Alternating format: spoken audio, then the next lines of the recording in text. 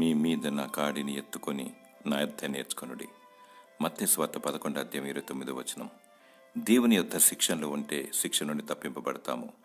ప్రభువైన యేసుక్రీస్తు దీన మనసు గలవాడు, సాత్వికుడు. పాపభారం చేత దాస్యమనే కాడి క్రింద కొట్టుమిట్టాడుచున్న నిన్ను దేవుడు ప్రేమతో పిలుచుచున్నాడు. ఆయన నీకు భూమి మీద స్వాతంత్ర్యం ఇస్తాడు, మరియు పరలోకమును నీకు అనుగ్రహిస్తాడు.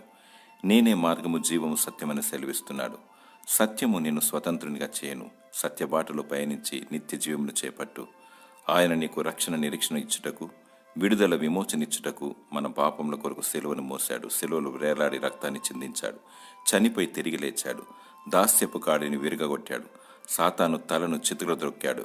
పాపపు ముళ్ళును విరిచాడు. ప్రభువైన యేసుక్రీస్తును వెంబడించు. ఆయన పాదాల చెంత నేర్చుకో. ఉత్తమమైన దాన్ని ఎన్నుకో. ఎత్తబడే వధువు గుంపులో ఉండెదవు. దేవుడు నీకు జీవ కిరీటము దయచేయునుగాక. ఆమేన్.